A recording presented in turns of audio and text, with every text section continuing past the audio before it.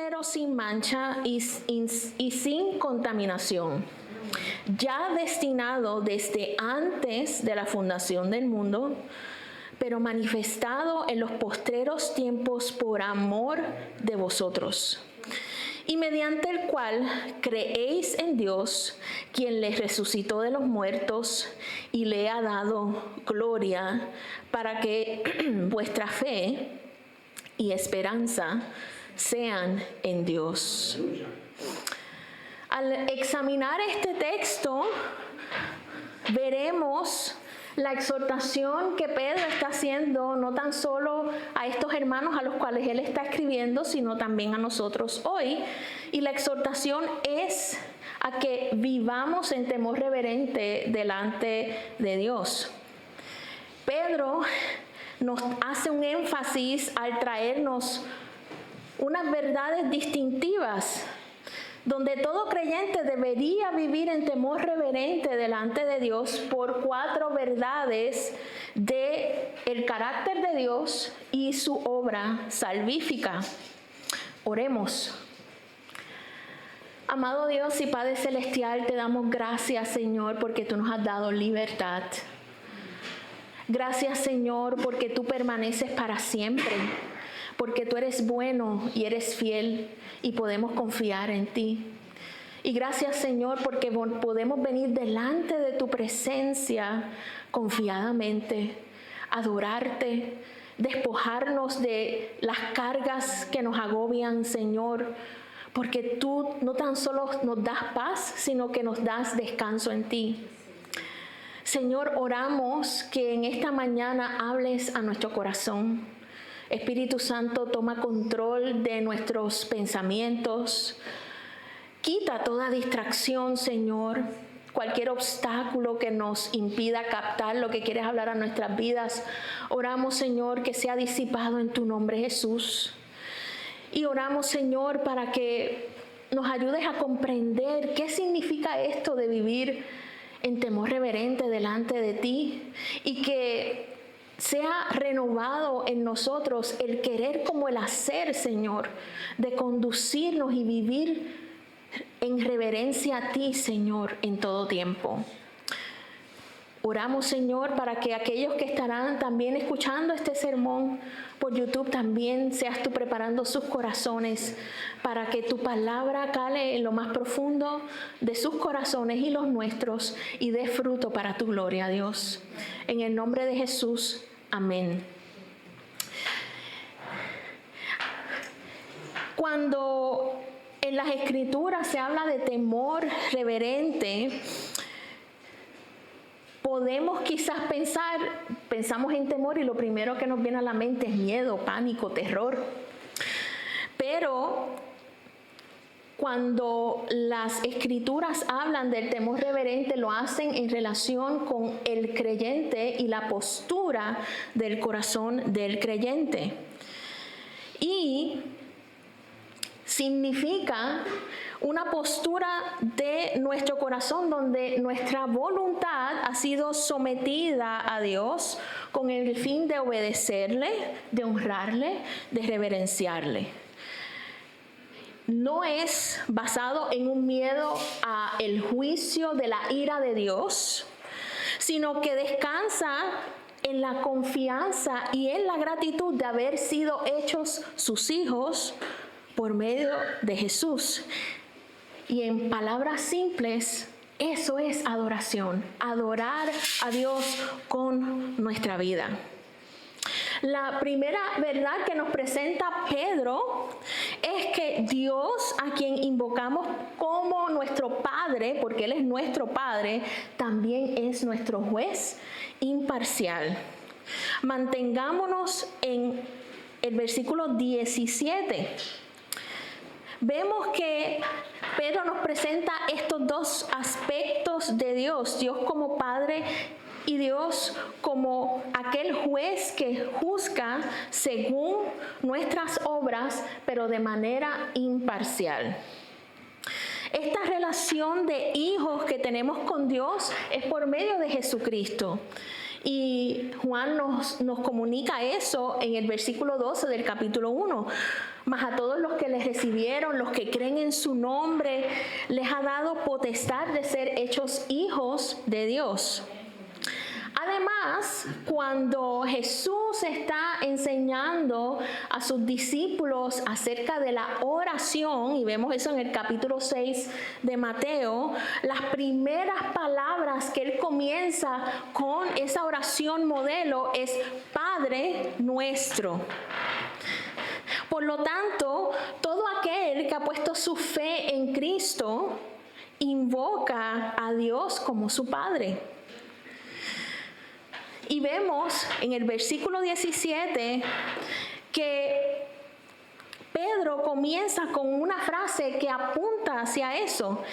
Y la frase es a quien invocamos como Padre. Y esto marca una base firme para que podamos nosotros captar que el hecho de que Dios sea nuestro Padre no choca ni es un contraste cuando Dios, siendo nuestro Padre, también es juez. De igual manera, deja claro Pedro aquí que Dios no tiene favoritos. ¿Y qué significa eso? Que no hace acepción de personas. Y vemos a Dios que comunica esta cualidad del carácter de Él en Deuteronomio 10:17, donde dice, porque Jehová nuestro Dios es Dios de dioses y Señor de señores, Dios grande, poderoso y temible, que no hace acepción de personas ni toma cohecho. O sea, en otras palabras, que no puede ser sobornado. Aleluya. Esto significa que aunque somos sus hijos por medio de Jesucristo, no estamos exentos de rendir cuentas a Él de nuestras obras. Por lo tanto, el saber esto debe de motivarnos a vivir en temor reverente delante de Él.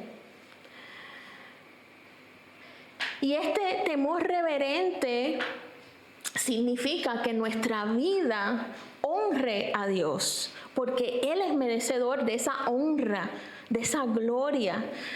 Además, el saber que Él juzga imparcialmente, que Él no hace acepción de personas, nos da la seguridad de que Él también juzgará con justicia.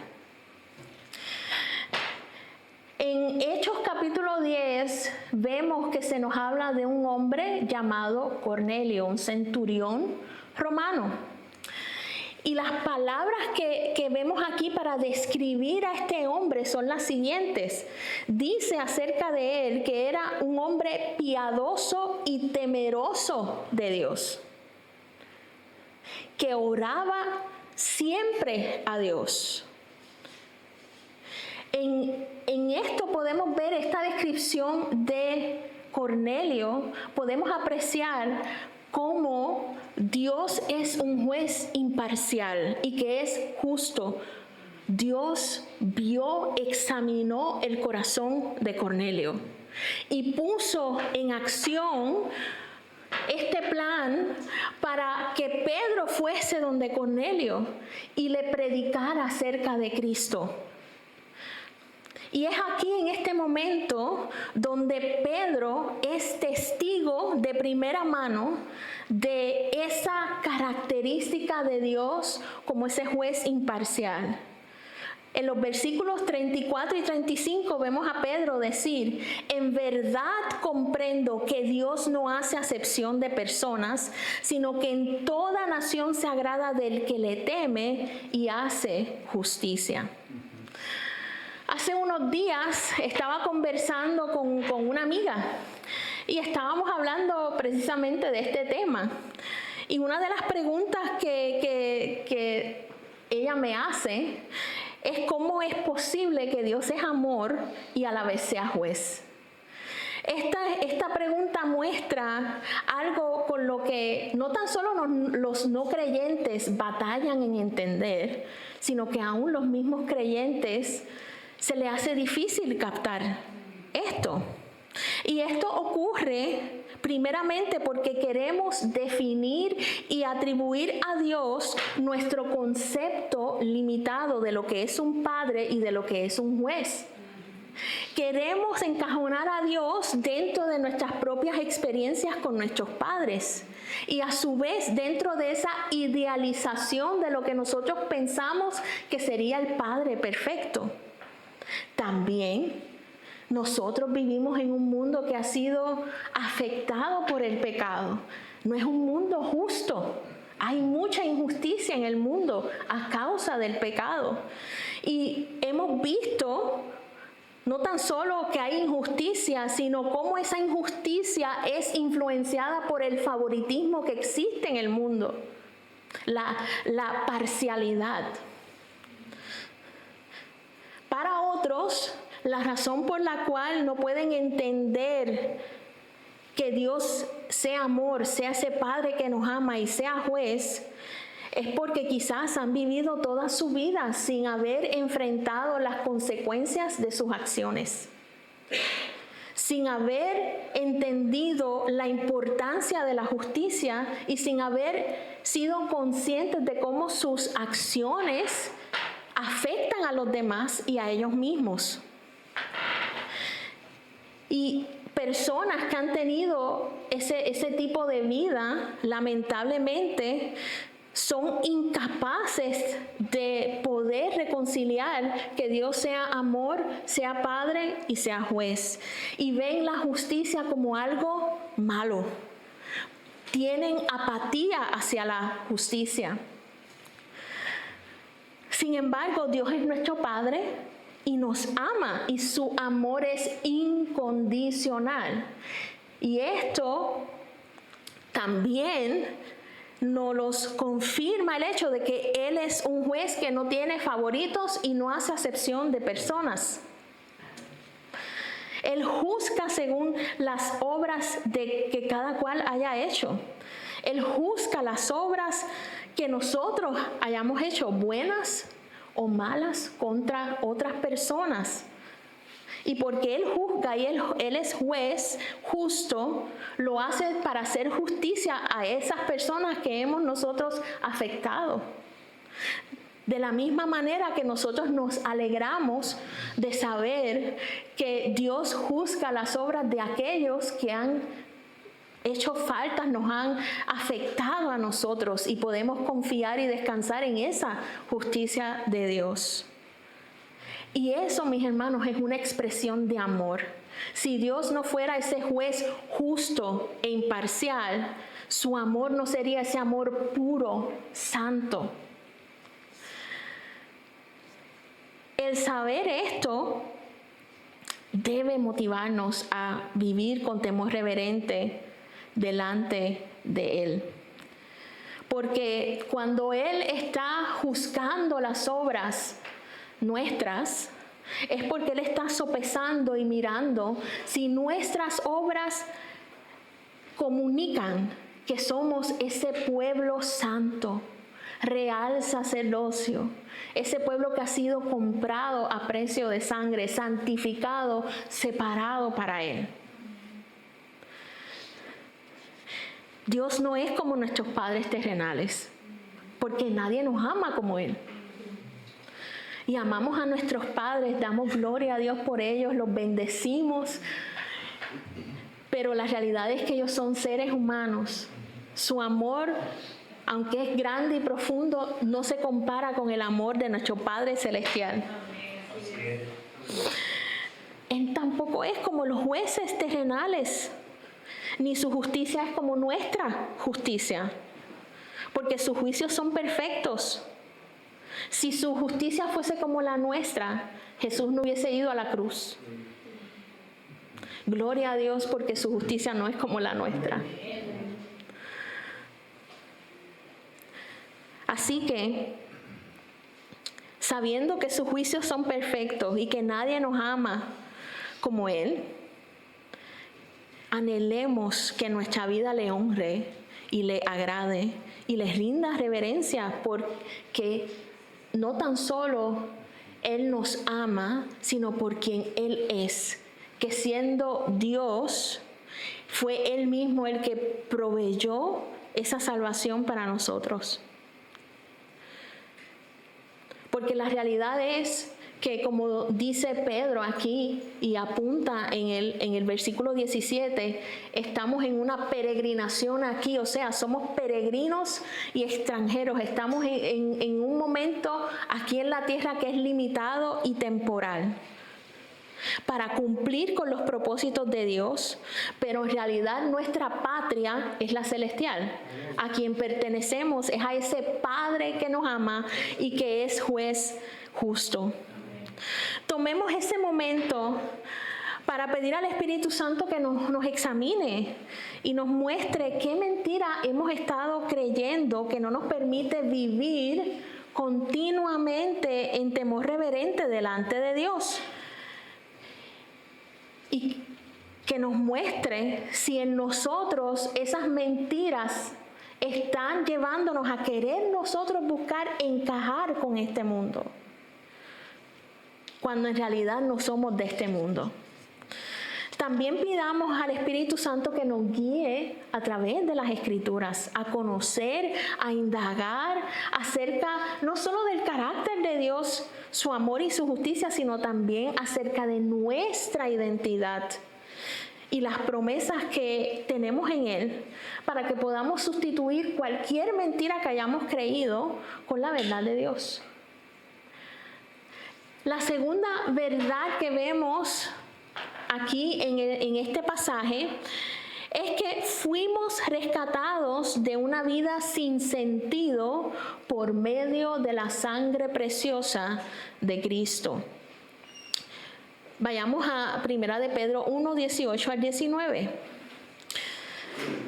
Sabiendo que fuisteis rescatados de vuestra vana manera de vivir, la cual recibisteis de vuestros padres, no con cosas corruptibles como el oro o plata, sino con la sangre preciosa de Cristo, como de un cordero sin mancha y sin contaminación. Continuamos viendo que el texto nos apunta al hecho de que hemos sido rescatados. La palabra rescatados implica, o en el contexto que se utiliza aquí, es que nuestra liberación no fue algo gratuito, tuvo un precio. Requirió un pago. Y fue Dios quien proveyó ese pago. Ahora, ¿de qué hemos sido rescatados? El adjetivo que vemos aquí, que utiliza Pedro, hablando de vuestra vana manera de vivir, que eso es de lo cual hemos sido rescatados, este adjetivo no es vanidad de ego, sino que se refiere a algo inútil, a algo sin sentido, a algo que no trae provecho. Y en efecto, cuando antes de nosotros conocer a Cristo, esa era nuestra vida, una vida sin sentido. ¿Y por qué es esto? Porque el pecado entró por un hombre, Adán. Y esa naturaleza pecaminosa la hemos heredado de nuestros padres de sus padres y así sucesivamente. Y junto con el pecado entró la muerte. Y vemos a las Escrituras que nos confirman eso al decir que la paga del pecado es muerte. Así que antes de ser rescatados, teníamos una vida sin sentido, esclavizada al pecado, lo cual significa que en realidad estábamos muertos. Por eso Pedro utiliza esa descripción o ese adjetivo para la palabra manera de vivir. El precio que fue pagado por nuestro rescate tiene un valor incalculable, porque fue pagado ese precio a través de la sangre preciosa de Cristo.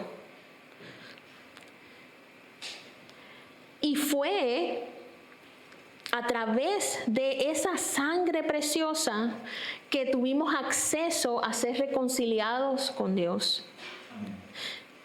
Dios no nos libró usando cosas que caducan, el oro, la plata y todo eso. Si hubiese usado algo así, entonces el sacrificio de Jesús no hubiese sido suficiente y eterno, sino que con eso podemos apreciar cuando hace Pedro esa comparación, que el valor de la sangre de Jesús es eterno, desde la eternidad hasta la eternidad. Nuestra mente está limitada por nuestra humanidad para poder captar y entender ese valor que tiene la sangre de Jesús. Es precisamente porque fuimos redimidos con la sangre preciosa de Cristo que podemos confiar en que para nosotros ese rescate sigue vigente hoy, mañana y para siempre. Dios proveyó lo más precioso y con eso nos comunica algo, y es que nos valoró tanto que Dios envió a su Hijo unigénito, lo de mayor valor, para mostrarnos a nosotros cuánto nos valora Él a nosotros. Yes. Y esto significa que nuestro valor no radica en nuestros talentos, en nuestras habilidades, en nuestros logros, lo que podamos tener, nuestras posesiones, en nuestra influencia. No, nuestro valor no radica ahí, sino que fue demostrado en la cruz que Dios siempre quiso que estuviésemos cercanos a Él. De hecho, Él nos creó a nosotros con un valor intrínseco.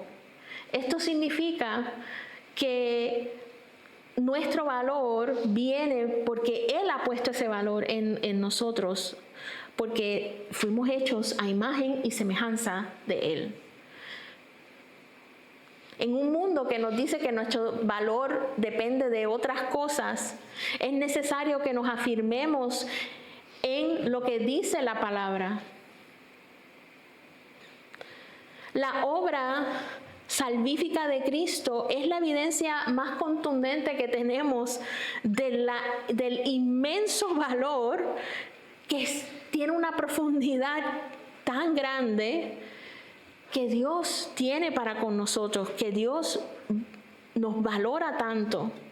Y a veces se nos hace difícil captar eso, a veces no lo sabemos en nuestra mente, pero nuestro corazón no lo ha creído, porque aunque sabemos en nuestra mente que Dios nos valora de esa manera, todavía en nuestro corazón eso como que todavía no lo hemos creído, porque estamos buscando valoración en otras cosas, estamos buscando valoración en nuestros logros, estamos buscando valoración de los demás, estamos buscando valoración de nuestras amistades o de nuestros padres, de nuestra familia,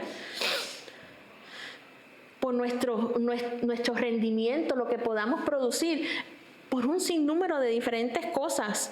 Pero Pedro comunica que nada de eso nos da nuestro valor, sino que la cruz nos muestra nuestro valor para con Dios. En Éxodo 12 vemos cómo Dios da instrucciones a Moisés y a Aarón para que las comunicaran estas instrucciones al pueblo. Y este fue el momento donde se introduce la Pascua o el Cordero Pascual, donde Dios les informa que heriría de muerte a los primogénitos de Egipto y les da esa instrucción de que sacrificaran este cordero, pero era un cordero que tenía que ser sin mancha, sin defecto alguno. Y que no tan solo lo comieran, sino que untaran esa sangre sobre el dintel y los dos postes de las puertas de sus casas. Y de esta manera fueron librados sus primogénitos de la muerte. A su vez, marcaba el momento de liberación de la esclavitud del pueblo de Egipto. Este evento nos muestra una imagen paralela que apunta al medio que Dios utilizaría más adelante para liberarnos a nosotros del pecado. Ahora, ¿qué ocurrió una vez el pueblo sale de Egipto y se encuentra en el desierto? La realidad es que a pesar de que habían visto todo lo que vieron, todo lo que Dios hizo, fueron inconsistentes en vivir con temor reverente delante de Dios. Aún miraban hacia atrás y llegaron a expresar querer volver a donde Dios de donde Dios los sacó. Y aún llegaron a mirar el que ellos estuvieran en el desierto como algo que era inútil, sin sentido. Dios llegó a llamarles a ellos pueblo de dura cerviz, que no se dejaban guiar por Él. Y esto ocurrió cuando en el desierto se toparon con dificultades, con pruebas, sí, pero también porque no era lo que ellos querían o esperaban. Y esto debe ser advertencia para nosotros. Cuando estamos en dificultades y pruebas, así como lo estuvieron los hermanos a los cuales Pedro les escribe, nos podemos ver tentados a caer en lo mismo que cayó el pueblo de Israel, y eso es la queja. La queja nos lleva a olvidar con facilidad que hemos sido rescatados y nos lleva también a olvidar con facilidad el valor incalculable de la sangre preciosa de Jesucristo. Y entonces el producto de la queja no es reverencia, sino todo lo contrario, rebeldía, indiferencia e irreverencia para con Dios. De este ejemplo de lo que ocurrió con el pueblo de Israel hay otro detalle importante, y es que en medio de ellos habían personas extranjeras mixtas entre ellos que también les influenciaron a quejarse. Eso significa para nosotros también que debemos prestar atención de qué personas nos estamos rodeando, especialmente cuando estamos nosotros pasando por pruebas y sufrimientos. Porque vamos a encontrarnos, ténganlo por seguro, en esos momentos de prueba con personas quejicosas. Ahora, ante eso, ¿cuál va a ser nuestra reacción? ¿Vamos a dejarnos llevar por la quejicosidad de otros alrededor nuestro? ¿O vamos a resistir esa influencia? Porque aunque el pueblo de Israel tuvo esa situación, estas personas estaban en medio de ellos y los influenciaron al final, y el pueblo decidió dejarse llevar por esa quejicosidad también. Así que nosotros necesitamos estar apercibidos de estas cosas en medio de las pruebas y los sufrimientos. Ahora, la queja no es el único obstáculo que puede impedir el que vivamos con temor reverente delante de Dios. Por el contrario, la vanagloria y la autoexaltación pueden ser un obstáculo también que nos lleva a la irreverencia. Un ejemplo de esto lo fue el rey Usías. Dios bendijo y prosperó a este rey porque al principio este rey lo buscó a él con un temor reverente. Pero una vez vio toda la prosperidad que tenía, se enorgulleció, y ese orgullo lo llevó a la irreverencia. En Segunda de Crónicas, capítulo 26, versículo 16, vemos esto: mas cuando ya era fuerte, Su corazón se enalteció para su ruina, porque se rebeló contra Jehová su Dios, entrando en el templo de Jehová para quemar incienso en el altar del incienso. Uzías, motivado por su orgullo, se acercó a Dios en sus propios términos, con irreverencia. En otras palabras, a este rey se le subió a la cabeza su fama, sus logros, su ejército, todo lo que tenía, toda la bendición que Dios le había dado, se le subió a la cabeza. Y esto fue un gran obstáculo para que pudiera valorar a aquel quien lo había prosperado. Tomemos un tiempo para explorar en oración las siguientes preguntas. Les voy a dar asignación y tareas para sus casas.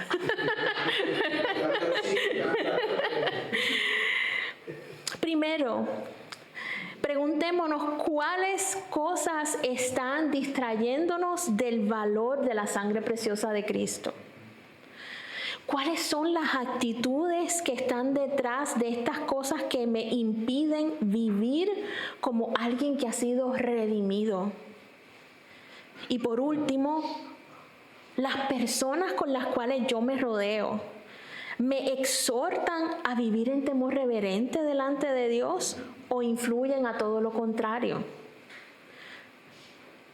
Tengan por seguro, mis hermanos, que cuando hagamos este ejercicio, Dios nos dará las respuestas a estas preguntas, traerá arrepentimiento, tendrá perdón suficiente y restauración para nosotros, para que podamos honrarle a Él de todo corazón. La próxima verdad que vemos en el texto que nos presenta Pedro es que Cristo, el Cordero sin mancha, fue destinado antes de la fundación del mundo y manifestado en el tiempo propicio por amor a nosotros.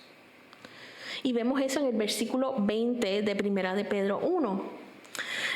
Ya destinado desde antes de la fundación del mundo, pero manifestado en los postreros tiempos por amor de vosotros. Vemos algo aquí profundo que comunica Pedro. Y esto es que la obra salvífica de Cristo no fue algo improvisado. No fue un plan de contingencia, sino que siempre fue el plan eterno y soberano de Dios. Dios nos amó desde antes de la fundación del mundo. Amén. Y vemos esto ser descrito de manera tan hermosa por Pablo en Efesios 1:3, versículos 3 al 10. Vayamos allí. Bendito sea el Dios y Padre de nuestro Señor Jesucristo, que nos bendijo con toda bendición espiritual en los lugares celestiales en Cristo, según nos escogió en Él antes de la fundación del mundo, para que fuésemos santos y sin mancha delante de Él, en amor, habiéndonos predestinado para ser adoptados hijos suyos por medio de Jesucristo, según el puro afecto de su voluntad, para alabanza de la gloria de su gracia, con la cual nos hizo aceptos en el amado, en quien tenemos redención por su sangre, el perdón de pecados según las riquezas de su gracia, que hizo sobreabundar para con nosotros en toda sabiduría e inteligencia, dándonos a conocer el misterio de su voluntad según su beneplácito, el cual se había propuesto en sí mismo de reunir todas las cosas en Cristo en la dispensación del cumplimiento de los tiempos, así las que están en los cielos como las que están en la tierra. Wow. Gloria a Dios. Lo que comunica Pablo aquí en Efesios confirman precisamente las palabras de Pedro, porque la implicación es que no solo fuimos escogidos desde antes de la fundación del mundo, sino que ya el plan eterno de Dios para con nosotros también estaba ya determinado. Así es. Cristo fue destinado como ese cordero sin mancha cuya sangre derramada haría realidad el que pudiéramos ser no solo redimidos y libertados, sino también adoptados como hijos para vivir eternamente en unión con Él. Ahora, imaginemos un momento, utilicemos nuestra imaginación y pensemos en una joven. Digamos que esta joven tiene alrededor de 19 o 20 años. Y es una joven que tiene pocos recursos, no tiene mucho dinero, pero tiene un anhelo en su corazón. Ella anhela algún día ser madre. Y sin haberse casado, sin tener hijos, solamente está ya pensando en ese anhelo de futuro, ella toma una decisión y dice: cuando tenga a mi hija, yo quiero entregarle a ella un regalo especial que exprese cuánto la amé desde antes de ella nacer. Con ese propósito, esta joven comienza a tomar un curso, ahorra dinero, trabaja, hace diferentes labores para poder ganar un poco de dinero, se paga sus cursos para aprender a coser y a bordar. Y poco a poco va comprando materiales de la mejor calidad para ella hacer eso que ella quiere darle a su hija. Finalmente ella confecciona este paño hermoso, bordado con esmero y amor, con el nombre de aquella hija que todavía no había nacido. Ahora, ¿por qué esta joven hizo eso? Porque mucho antes de que su hija existiera, ya había tomado la determinación de preparar un regalo para ella. Adiós. Ese regalo no nació de una decisión improvisada cuando la hija llegó al mundo, cuando nació. Fue resultado de un propósito previamente determinado por ella. Con esta ilustración quizás podemos entender un poco mejor lo que Pedro nos está mostrando. Antes de que existiera el mundo, antes de que nosotros existiéramos, Dios ya había determinado la redención nuestra por medio de Jesús. Además, podemos observar que Él comunicó eso que ya había determinado a lo largo de las Escrituras. Él anunció estas cosas y podemos ver ese anuncio progresivo desde el Edén, cuando Dios pronuncia sentencia sobre Satanás. Lo vemos cuando Dios proveyó ese carnero en sustitución de Isaac, cuando Abraham iba a ofrecerlo en holocausto, en sacrificio. Lo vemos siendo comunicado cuando Dios instituye la Pascua, el Cordero Pascual, y cuando provee las leyes de los sacrificios al pueblo de Israel en el desierto. Lo vemos en el anuncio de los profetas, siendo Isaías que comunica con un detalle extraordinario. Lo vemos en el capítulo 53, cuando él describe al Mesías como el siervo sufriente. Y finalmente en la proclamación de Juan el Bautista, cuando él dice: he aquí el Cordero de Dios que quita el pecado del mundo. Aleluya, gloria a Dios. Todas estas personas tienen algo en común. Ninguna vio el cumplimiento pleno de lo que había sido anunciado.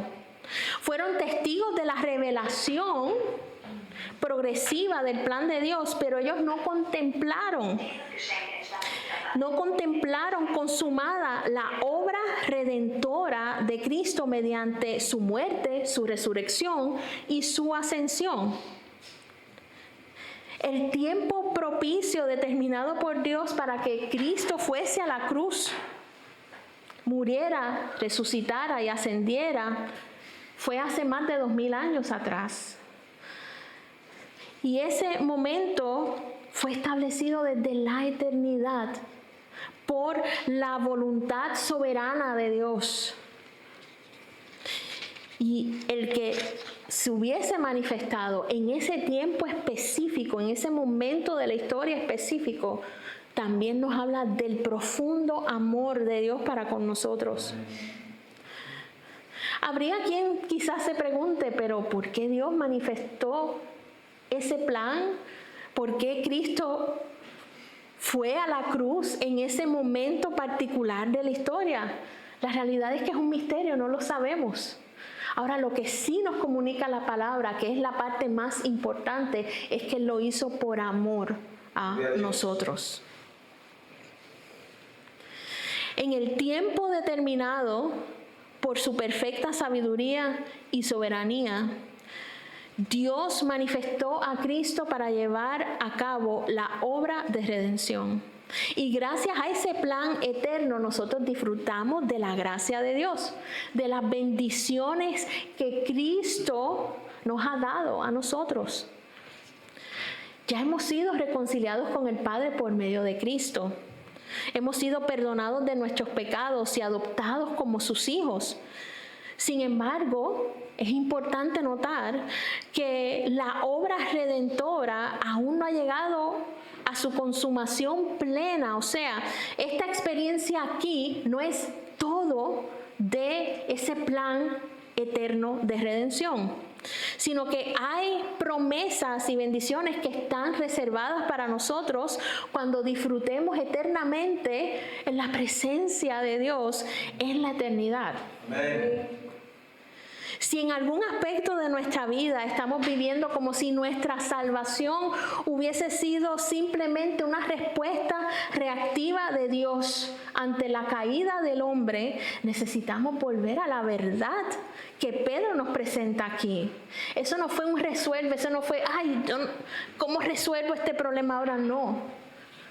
Dios en su soberanía, en su voluntad, en su amor, ese siempre fue su plan. Nuestra redención no fue un plan de contingencia ni un plan improvisado.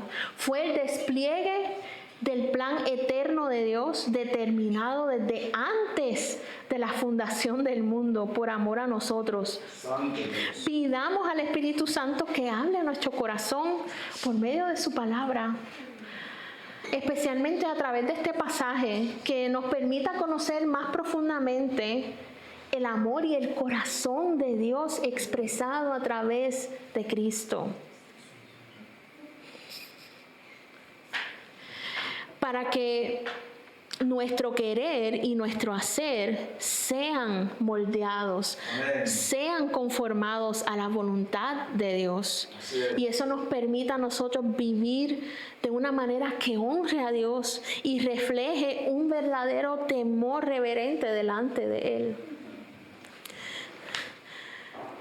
Por último, Pedro nos comunica que Dios resucitó y glorificó a Cristo para que nuestra fe y esperanza estén puestas en Él. En el versículo 21 de Primera de Pedro 1 dice: y mediante el cual creéis en Dios, quien le resucitó de los muertos y le ha dado gloria, para que vuestra fe y esperanza sean en Dios. Pedro nos presenta una verdad distintiva en la que conecta nuestra fe y nuestra esperanza, no solo con la muerte de Cristo, sino con su resurrección y glorificación. Pues es por medio de Cristo que llegamos a creer y confiar en Dios y sus promesas. Jesús reveló que Él es el camino, la verdad y la vida, y que nadie llega al Padre si no es por Él. Y más aún dice que el que me ha conocido a mí, ha conocido al Padre. Vemos eso en Juan 14, versículos 6 al 7. Otro aspecto que podemos apreciar de las palabras que Pedro nos comunica aquí es que nuestra fe no es una fe a ciegas, como el mundo suele decir, sino que es una fe que descansa sobre la evidencia, La evidencia que Dios mismo ha dado, esa evidencia que encontramos en su palabra al contemplar el anuncio progresivo del plan de Dios por medio de sus profetas y al ver el cumplimiento de ese anuncio en Cristo, a través de testimonios oculares de personas como Pedro mismo, quien presenció la muerte de Cristo, vio a Cristo resucitado y presenció su ascensión. Y por último, tenemos la evidencia del testimonio de quienes han experimentado el fruto, la transformación y el efecto de la obra redentora de Cristo en sus vidas. Y eso incluía tanto a los creyentes a los cuales Pedro les estaba escribiendo, como a nosotros. Los autores de los evangelios estaban convencidos que era cierto lo que ellos estaban comunicando. Vemos al apóstol Juan comunicar esto en Juan 20, versículo 31, cuando dice: pero estas se han escrito para que creáis que Jesús es el Cristo, el Hijo de Dios, y para que creyendo tengáis vida en su nombre. Vemos también a Lucas, que se toma el tiempo de hacer una investigación diligente, meticulosa y detallada, comunicando que todo lo que había sido enseñado por los apóstoles y los testigos de primera mano, todo acerca de la vida y la obra de Jesucristo era ciertísimo. Y vemos a Lucas comunicar esto en Lucas 1 del 1 al 3, cuando escribe a Teófilo. En efecto, las palabras de Pedro confirman algo de suma importancia para aquellos hermanos que estaban atravesando sufrimientos. Ellos habían recibido con fe el evangelio que les había sido anunciado. Creyeron que Cristo murió en la cruz y pagó el precio de sus pecados, que Dios lo resucitó y lo glorificó. Esa fe no descansaba solamente en las evidencias, porque las evidencias están notables para todo ser humano, pero no todos los que ven las evidencias creen en Dios y han puesto su fe en Él. Sino que también apuntaba a que en ellos el Espíritu Santo había hecho una obra en su corazón para que ellos pudieran comprender, pudieran recibir y creer las buenas noticias que les fueron anunciadas. Pedro les recuerda, en la intención de Pedro al comunicar precisamente esta verdad, es recordarles que aún en el sufrimiento que ellos estaban, aún en las circunstancias que estaban enfrentando, su realidad no cambiaba la verdad del evangelio, ni alteraba la certeza de lo que habían creído. Las pruebas, aun cuando sean difíciles y dolorosas, no invalidan el testimonio de Dios acerca de su Hijo. No anulan su plan eterno de redención, ni hacen menos reales las promesas que tenemos en Cristo. Al contrario, esa certeza permanece porque es basada en quien hemos puesto nuestra certeza, y es Dios. Amén.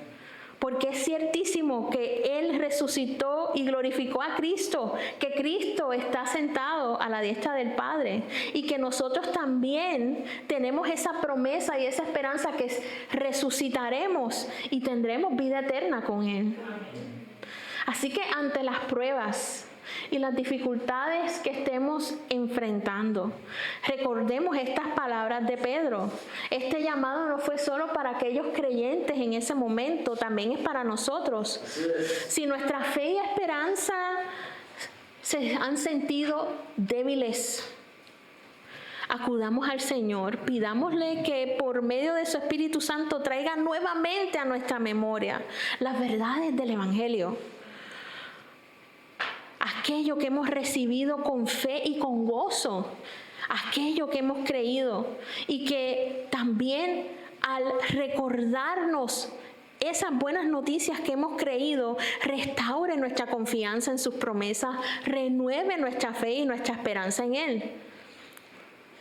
Y así veremos una reverencia a Dios que no es simplemente un acto mecánico o sin sentido o a ciegas, sino para que esa expresión de reverencia sea consistente, sea consciente y voluntaria en respuesta a lo que hemos recibido y en quien hemos creído. Así es, gloria a Dios.